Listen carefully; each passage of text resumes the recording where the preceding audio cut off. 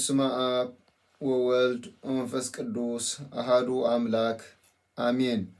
በክርስቶስ ክርስቲያን በወልድ ውሉዳን መንፈስ ቅዱስ መንፈሳውያን መፍቀርቲ ናይ እመቤታችን ናይ ድና ቅድስት ድንግል ማርያም አማላድነትን ተረዳእነትን ናይ ኩሎም ሕርያን እግዚአብሔር አምላክ ተአምኑ ተወከሉን ናይ እግዚአብሔር ቤተሰብ ከመይ ኣለኹም ከመይ ቀኒኹም አሜን። ስምልዑን ህያውን ዝኾነ እግዚአብሔር አምላክና ብድጋሜ ዝኸበረን ዝተመስገነን ይኹን። ነዛ ዕለት እዚአን ነዛ ሰዓት እዚአን ባሪኹ ቀዲሱ ስለዝሃበና እግዚአብሔር አምላክና ክብርን ምስጋናን አምልኾን ውዳሴን ንዑ ይብፅሐዮ። እሺ ከም ፈቃድ አምላክ ከም ኩሉ ግዜ እንመሃሮ ዘለና ትምህርቲ ሚስጥረ ስላሴ ዝብል ሓደ ይኾኑ ሰለስተ ይኾኑ ሓደ እግዚአብሔር በመለኮት በባህሪ በስልጣን ሓደ ይኸውን ብስም በአካል በግብር ከዓ ሰለስተ ይኸውን ዝብል ትምህርቲ ኢና ንርኢ ዘለና። ስለዚ ኣብ ዝሓለፈ ናይ አብ ናይ ወልድ ናይ መንፈስ ቅዱስ ስም ይቅሬታ ናይ አብን ናይ ወልድን ስም እንደገና ከዓ ወልድ ድማ አምላክ ከም ዝኾነ ምስ አብኡ ማዕረ ከም ዝኾነ ርኢና ነርና ማለት እዩ። ስለዚ ሎሚ ድማ ናይ መንፈስ ቅዱስ ስም እንደገና ከዓ መንፈስ ቅዱስን ምስ አብን ምስ ወልድን ማዕረ ከም ዝኾነ ከም ፈቃድ አምላክ ክንርኢ ኢና ማለት እዩ። ንዓይ ዝዛረብ ንዓኹም ድማ ዝሰምዕ እዝነ ልቦና ክዕድለና ሰናይ ፈቃድ ይኹን።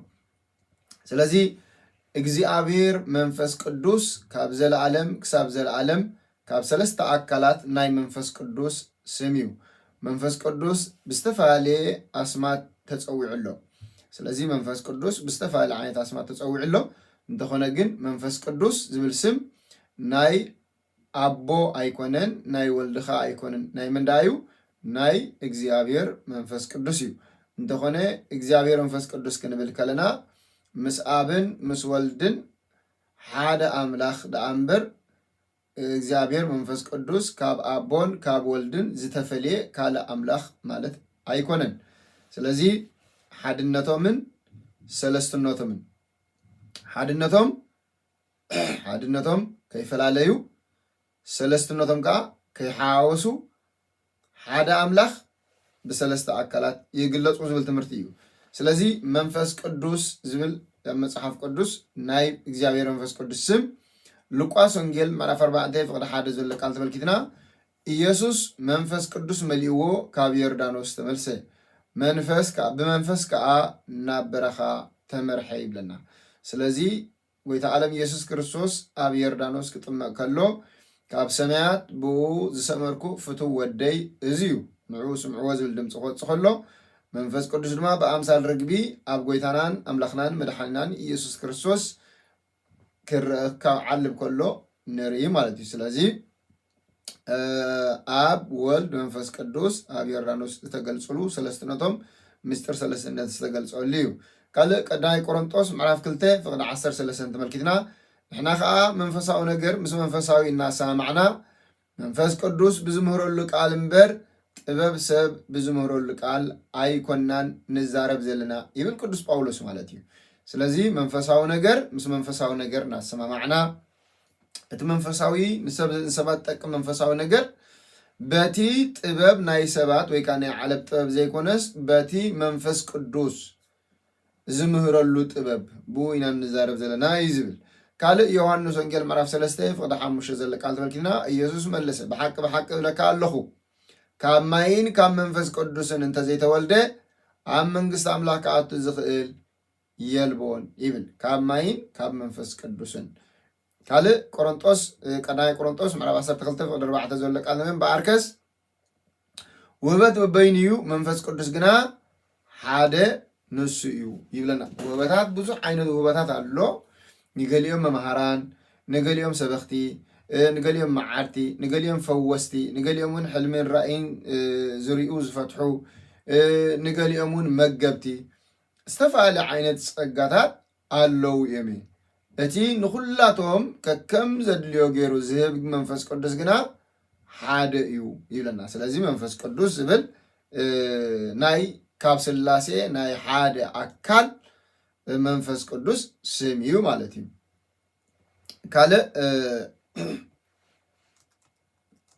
መንፈስ ቅዱስ መንፈስ እግዚአብሔር ተባሂሉ እውን ይጽዋዕ እዩ ብኻልኣይ ደረጃ ንሪኦ መንፈስ እግዚአብሔር ዝብል እዩ ኢሳይያስ 11 ፍቅሪ 2 ዘሎ ቃል ተመልኪትና ኣብ ልዕሊኡ ድማ መንፈስ እግዚአብሔር መንፈስ ጥበብን ኣእምሮን መንፈስ ምክርን ሓይልን መንፈስ ፍልጠትን እግዚአብሔር ፍርሃቱን ከዕርፍ እዩ ይብል ስለ ቃሉ እግዚአብሔር ኣምላኽና ዝኽበርን ተመስገን ይሁን ኣብ ልዕሊኡ ድማ እቲ መንፈስ እግዚአብሔር እንታይ ከንብር እዩ መንፈስ ጥበብን ኣእምሮን መንፈስ ምክርን ሓይልን መንፈስ ፍልጠትን ንእግዚአብሔር ምፍራሕን ከዕርፍ እዩ ይብል ስለ ቃሉ እግዚአብሔር ኣምላኽና ዝኽበርን ተመስገን ስለዚ እዚ መንፈስ ቅዱስ መንፈስ እግዚአብሔር ተባሂሉ ዝፅውዕ ዘሎ መንፈስ ቅዱስ ከም ዝኾነ ይነግረና ስለ ቃሉ እግዚአብሔር ኣምላኽና ዝኽበርን ተመስገን ካልእ ኢሳይያስ 61:1 ዘሎ ቃል ተመልኪትና ንትሑታት ብስራት ከበስርሲ እግዚአብሔር ቀቢእኒ እሞ መንፈስ እግዚአብሔር ኣምላኽ ኣብ ልዕለይ እዩ ንኡስራት ልቢ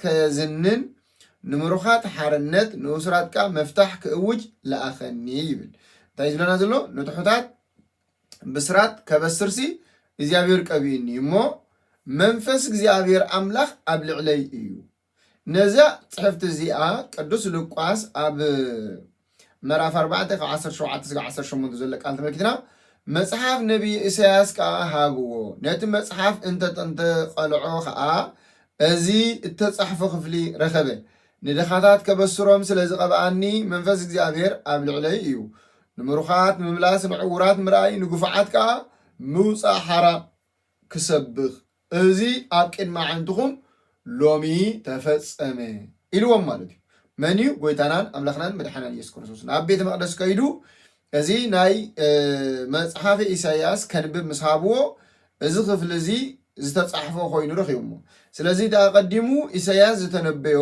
መንፈስ እግዚአብሔር ኣምላኽ ኣብ ልዕለይ እዩ ኢሉ ዝተነበየ ትንቢት ብጎይታናን ኣምላኽናን መድሓናን ኢየሱስ ክርስቶስ ክፍጸም ከሎ ንርኢ ማለት እዩ ስለዚ መንፈስ እግዚአብሔር ማለት መንፈስ ቅዱስ ማለት እዩ ካልእ ኦሪት ዘፍጥረት ምዕራፍ 1:2 ዘሎ ቃል ተመልኪትና መንፈስ ኣምላኽ ድማ ኣብ ልዕሊ ማያት ይዝንቢ ነበረ ስለዚ መንፈስ ኣምላኽ ወይ ከዓ መንፈስ እግዚአብሔር ማለት እዩ ካልእ ኢሳይያስ 48:16 ናባይ ቅረቡ እዚ ስምዑ ካብ መጀመርታ ብሕቡእ ኣይተዛረብኩን ካብቲ ዝኾነሉ ዘመን ጀሚረ ኣብኡ ኣለኹ ሕጂ እውን እግዚአብሔር ኣምላኽ ንዓይን መንፈሱን ልኢኹ ኣሎ እግዚአብሔር ኣምላኽ ንዓይን መንን ንመንፈሱን ስለዚ መንፈሱ ተባሂሉ ዘሎ መንፈስ እግዚአብሔር ማለት እዩ ስለዚ ብኻልኣይ ደረጃ መንፈስ እግዚአብሔር ተባሂሉ ይጽዋዕ ብሳልሳይ ደረጃ ድማ ጰራቅሊጦስ መጸናንዒ እናተባህለ ከዓ ይጽዋዕ ማለት እዩ ጰራቅሊጦስ በዓለ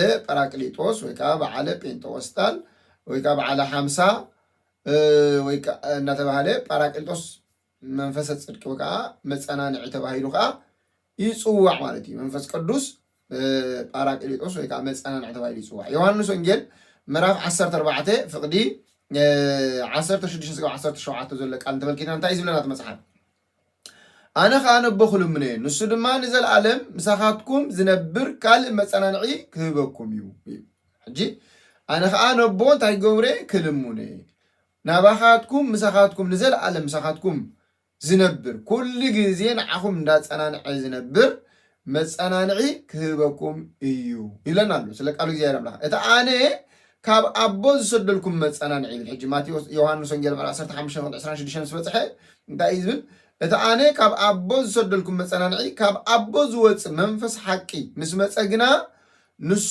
ክምስክረለይ እዩ ስለዚ እቲ መጸናንዒ መን እዩ መንፈስ ቅዱስ እዩ ማለት እዩ ስለዚ እቲ መጸናንዒ ካብ ኣቦ ዝወፅእ ካብ ኣቦ ዝሰርጽ መንፈስ ቅዱስ ከም ዝኾነ ብግልፂ ጎይታናን ኣምላኽናን መድሓናን ኢየሱስ ክርስቶስ ይነግረና ማለት እዩ ካልእ ዮሐንስ ወንጌል ምዕራፍ 16 ፍቅዲ 7 ዘሎ ግናኸ እንተኸድኩ ከም ዝሕሸኩም ሓቂ ነግረኩም ኣለኹ ኣነ እንተዘይከድኩ እቲ መጸናንዒ ናባኻትኩም ኣይመፅእን እዩ እሞ እንተኸድኩ ግና ንኡ ክሰደልኩም እዩ ይብል ጎይታ ዓለም ኢየሱስ ክርስቶስ ስለዚ መንፈስ መጸናንዒ ወይ ከዓ ጰራቅሊጦስ ተባሂሉ ከዓ ይጽዋዕ ማለት እዩ መንፈስ ቅዱስ ጰራቅሊጦስ ይበሃል ማለት እዩ ካልእ መንፈስ ሓቂ ተባሂሉ እውን ይጽዋዕ እዩ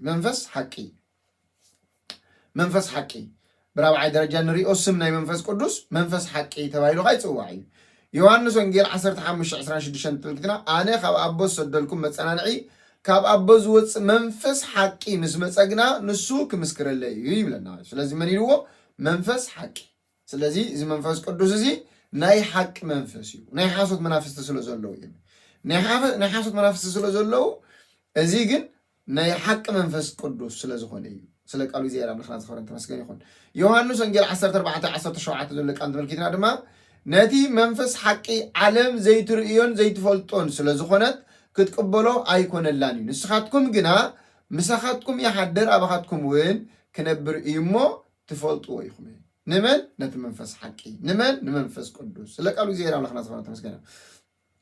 ካልእ ዮሐንስ ወንጌል 16:13 ዘሎ ቃል ተመልኪትና እቲ መንፈስ ሓቂ ምስ መጸግና ንሱ ዝሰምዖ ዘበለ እዩ ዝዛረብ እምበር ካብ ርእሱ ኣይዛረብን እዩ እሞ ንሱ ነቲ ዝመጽእ ከፍልጠኩም ናብ ኩሉ ሓቂ እውን ክምርሓኩም እዩ። መን እዩ? መንፈስ ቅዱስ። ናበይ ክምርሓና? ናብ ሓቂ፣ ናብ ፍልጠት ሓቂ ከብፅሓና ዝኽእል መንፈስ ሓቂ ተባሂሉ ፀውዑ ኣሎ። ብሓፈሻ ስላሴ ብስም ሰለስትነት እኳ እንተሃለዎም ሓደ በቲ ሓደ ክፅዋዕ ኣይከኣልን እዩ። ስለዚ ናይ ስላሴ ስም ናይ መንፈስ ቅዱስ ንኣቦ፣ ናይ ኣቦ ከዓ ንመንፈስ ቅዱስ ወይ ከዓ ንወልድ ኣይኸውንን። እንታይ ዳ? ናይ ኣቦ ጥራሕ እዩ፣ ናይ ወልድ ጥራሕ እዩ፣ ናይ መንፈስ ቅዱስ ከዓ ናይ መንፈስ ቅዱስ ጥራሕ እዩ። ስለዚ እንታይ ኢና ንብል ዘለና? በስማቶም ሰለስተ እዮም፣ ኣብ፣ ወልድ፣ መንፈስ ቅዱስ ተባሂሎም ይፅውዑ። ምናልባት ኣቦ ብዙሕ ኣስማት ክህሎ ይኽእል እዩ፣ ወልድ እውን ብዙሕ ኣስማት ክህሎ ይኽእል እዩ ስጋ ምስ ለበሰ። መንፈስ ቅዱስ ከዓ ከምዚ ክንሪኦ ፀናሕና 4 ዓይነት ኣስማት ከም ዝረኣናዮ ብዙሕ ኣስማት ክህሎ ይኽእል እዩ። መፀውዒ ኣስማት ብዝተፈላለየ ግዜ እንጥቀመሉ ኣፀዋውዓ ስለ ዝኾነ ማለት እዩ። ስለ ቃሉ እግዚአብሔር አምላክና ዝኸበረን ተመስገን እዩ። ስለዚ ቀፂልና ንሪኦ እንታይ እዩ? ናይ ኣካል ሰለስትነት እዩ። ስለዚ ኣብ፣ ወልድ፣ መንፈስ ቅዱስ ብኣካል ክንደዮም? ሰለስተ እዮም። ብኣካል ሰለስተ እዮም። ብመለኮት ከዓ ሓደ እዮም። ብባህሪ ከዓ ሓደ እዮም። ብስልጣን ከዓ ሓደ እዮም። ብኣካል ግን ሰለስተ ኣካላት ኣለዎም ማለት እዩ። ከምቲ ሰለስተ ስማት ኣለዎም ዝበልናዮም ከምኡ ከዓ ሰለስተ ኣካላት ኣበይ ኣለዉ? ኣብ እግዚአብሔር ኣሎ ማለት እዩ። ሰለስተ ኣካላት። ስለዚ እቶም ሰለስተ ኣካላት እንታይ እዩ? ናይ ኣካል ሰለስትነት ክንብል ከለና ንኣብ ናይ ባዕሉ ኣካል ኣለዎ፣ ንወልድ ከዓ ናይ ባዕሉ ኣካል ኣለዎ፣ ንመንፈስ ቅዱስ ከዓ ናይ ባዕሉ ኣካል ኣለዎ። መንፈስ ቅዱስ ኣካል ዘለዎ ዘይኮነ ከም ሓዊ ሙቆት ዘለዎ ናይ እግዚአብሔር ሓይሊ ዝብሉ ኣለዉ። ቤተክርስቲያን ግና ነዚ ትምህርቲ እዚ ትቃወም እያ። መንፈስ ቅዱስ ከም ኣብን ከም ወልድን ኣካላዊ ምዃኑ ትምስክር እያ ማለት እዩ። ስለ ቃሉ እግዚአብሔር አምላክና ዝኸበረን ተመስገን ይኹን። ስለዚ ንቃልን ንመንፈስ ቅዱስን ንናይ ገዛ ርእሶም ኣካል ከም ዘለዎም ብምንታይ ይፍለጥ ዝብል እዩ። ስለዚ ከም ኣብነት ክንወስድ ኢና ማለት እዩ። ኣብነት ኢና ሕጂ ኣብነት ክንወስድ ኢና ማለት እዩ። ንቃልን ንመንፈስ ቅዱስን ኣካል ከም ዘለዎም እንታይ ክንገብር ኢና? ኣብነት ክንወስድ ኢና። ስለዚ ኣብነት እንወስዶ ድማ ወዲ ሰብ እዩ ማለት እዩ። ወዲ ሰብ ኣብነት ክንወስድ ኢና። ናይ ሰብ ቃልን እስትንፋስን ነናይ ባዕሎም ኣካል ከም ዘለዎም ክንፈልጥ ንኽእል። ስለዚ ብኦም ኣብነት ጌርና ክንፈልጥ ንኽእል ማለት እዩ። ንኣብነት ሓደ ሰብ ክዛረብ ከሎ እቲ ካልኣዩ ከዓ እዝኑ እንተዓፀወ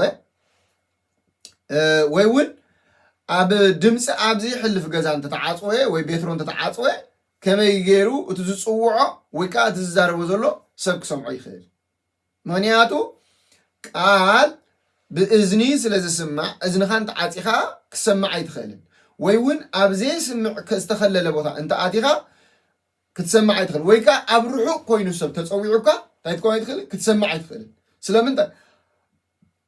ቃል ኣካል ስለ ዘለዎ ነቲ እዝንኻ ዓፂኻሉ ዘለኻ ነገር እንታይ ገብሮ ኣይክእልን? ሰንጢቑ ክሓልፍ ኣይክእልን። ወይ እውን ነቲ ቤትሮ ከሊሉካ ዘሎ ወይ ነቲ መንደቕ ከሊሉካ ዘሎ እንታይ ገብሮ ኣይክእልን? ንዑ በሲዑ ሓሊፉ ክመፅእ ኣይክእልን። ምክንያቱ ኣካል ስለ ዘለዎ እቲ ጋሪድዎ ዘሎ ነገር እንታይ ገብሮ ማለት እዩ? ይኽልክሎ ማለት እዩ። ኣካል ስለ ዘለዎ ኣካል ዘይብሉ ነይሩ ተዝኸውን ግን እንታይ ምኾነ ነይሩ? ምተሰምዐ ነይሩ ማለት እዩ። ከምኡ ከዓ መንፈስ ቅዱስ እቲ ነስተንፍሶ እስትንፋስ ናይ ወዲ ሰብ ሓደ ሰብ ከስተንፍስ ከሎ እንድሕር ኣፍ ዓቢሱ እቲ እስትንፋስ ኣብ ዝኾነ ቦታ ክበፅሕ ኣይክእልን ማለት እዩ። ወይ እውን ኡፍ እንተኢልና ሰባት እንታይ ክገብሩ ይክእሉን ማለት እዩ? ነቲ ኡፍ ዝበልናዮ እንድሕር ከሊልና ኣሎ መኸለል እንተሎ ኮይኑ ናብኦም ክበፅሕ ኣይክእልን። ስለምንታይ? ኣካል ኣለዎ እያ። ኡፍ ምስ በልካሲ በዚ ክሓልፍ ኣይክእልን ማለት እዩ። ስለዚ ኣካል ስለ ዘለዎ እዩ። ስለዚ ቃልን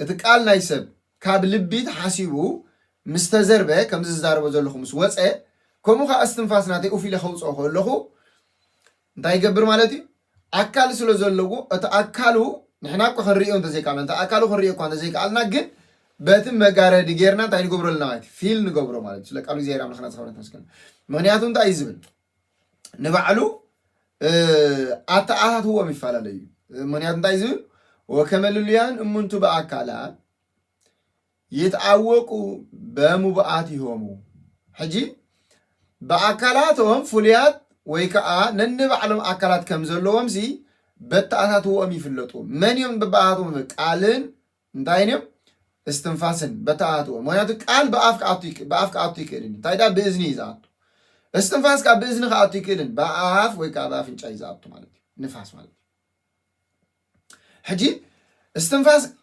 اندحر باذن اعطي ولا حنت ነገር يبصحني ابزو خونه بتا بصحك ناب لب بصحك ناب سامبو بصحك نيرتا باف كانت اعطي اب سامبو بصح زخه اوكي باف كاز اعطي قال دما يلن ما ياتو اذنها عاصيخا بافكا قال كتسمع يتخيل ማለት ወይ بعينها سمعت ወይ ፍንጫها سمع يتخيل ስለዚ እዝናha ክፈታለው ቃል በእዝን እንተ አቱ ይጥራዩ ድምጹ ዝስማዕ ማለት ትድምጽ ክስማዕ እንደር ኮይኑ እዝን ክፈታለው አፍ ስለስተኸፍተ ድምጽ አይስማዕን ማለት ምክንያቱ አታአቱኦም በብቦቶም የምዛአቱ ቃል በእዝን ይዛቱ ድምጽ በእዝን ይዛቱ እስትንፋስካ በአፍ ይዛቱ ማለት ስለዚህ ፍልልዮም ነው እዚ ማለት ስለቃሉ እግዚአብሔር አምላክና ዝኸበረን ተመስገን ነው ስለዚህ ከምኡ ድማ ዋላኳ እዚ ምስላዚ ነቲ ናይ ቃል አካላዊ ወይ ድማ ናይ መንፈስ ቅዱስ አካላዊ ብብቅዓት ዝወጽሖ እንተዘይኮነ ከም አብነት ግን ጌርና ክንወስዶ ግን ንኽእል ኢና ማለት እዩ ስለዚህ ናይ አቦ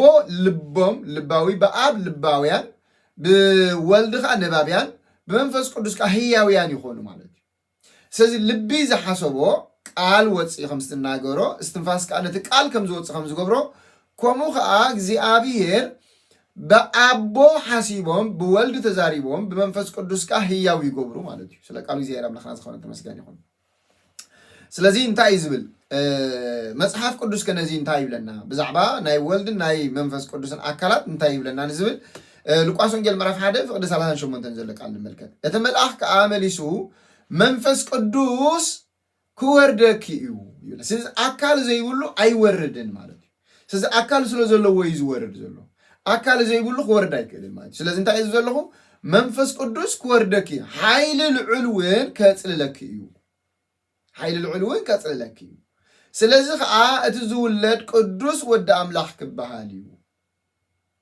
አረዩ ስለዚህ መንፈስ ቅዱስ ኩወርደክ እዩ ስለዚህ አካል እንደዘይብሉ መንፈስ ቅዱስ አይኮን አይከልን ኩወርድ አይከልን እቲ ዝውለድ ከዓ አካል እንደዘይብሉስ ኩውለድ አይከልን ማለት ኃይል ልዑል ከጽልለክ እዩ ይልወሉ ናይ አቦ ኃይል ስለዝኾነ ስለዚህ እቲ ዝውለድ ከዓ አካል ዘይብሉ እንተኮይኑ እንታይ ክኸውን አይከልን ማለት እዩ ወደ አምላክ ተባይሉ ጽዋዕ አይከልን ኩውለድ አይከልን ማለት ኩውለድ አይከልን አካል ዘይብሉ ኩውለድ አይከልን አካል ዘለዎ ይኩውለድ ዝኽእል ማለት እዩ ስለዚህ ወልድ ቅድሚ ምፍጣር ዓለም ካብ አቦ ዳሃር ድማ ካብ ቅድስት ድንግል ማርያም ድሕሪ ምፍጣር ዓለም ካብ ቅድስት ድንግል ማርያም ከም ዝተወልደ መንፈስ ቅዱስ ድማ ኣብ ቅድስት ድንግል ማርያም ከም ዘጽለላ ይነግረና ማለት ኣብ እመቤታችን ቅድስት ድንግል ማርያም ከም ዝወረደ ይነግረና ማለት ስለቃሉ እግዚአብሔር አምላክና ካልእ ቀዳማይ ቆሮንጦስ ምዕራፍ 12 ፍቅዲ 11 ዘሎ ቃል እዚ ኩሉ ከዓ ንሱ እቲ ሓደ መንፈስ ከም ዝደለየ ገይሩ ነፍስ ወከፍ ገግዲው እናመቐለ እዩ ዝህብ ይሉ ስለቃሉ እግዚአብሔር አምላክና ዝኸበረን ተመስገን ነው ስለዚህ መንፈስ ቅዱስ ዝህብ እንተኮይኑ አካል አለው ማለት አካል ዘይብሉ ግን ታይገብር አይከልን ክህብ አይከልን አካል ዘለዎ ይዝህብ አካል ዘይብሉ ታይገብር አይከልን ክህብ አይከልን ማለት ስለቃሉ እግዚአብሔር አምላክና ዝኸበረን ተመስገን ነው ስለዚህ ንሎም ማዓንቲ ኣብዚኣ ክንውዲና ኣብ ዝቕፅል ዘሎ ድማ መንፈስ ቅዱስን አካል ከም ዘለዎ ዝገልጹ ጥቕስታት ክንርኢና ማለት እዩ ስብሐት ለእግዚአብሔር ወላዲተ ድንግል ለመስቀሉ ክቡር ተአኮት ወይሰባ ስሙ ለእግዚአብሔር አምላክነ ወትሩ በኩሉ ጊዜ ወበኩሉ ሰዓት አሜን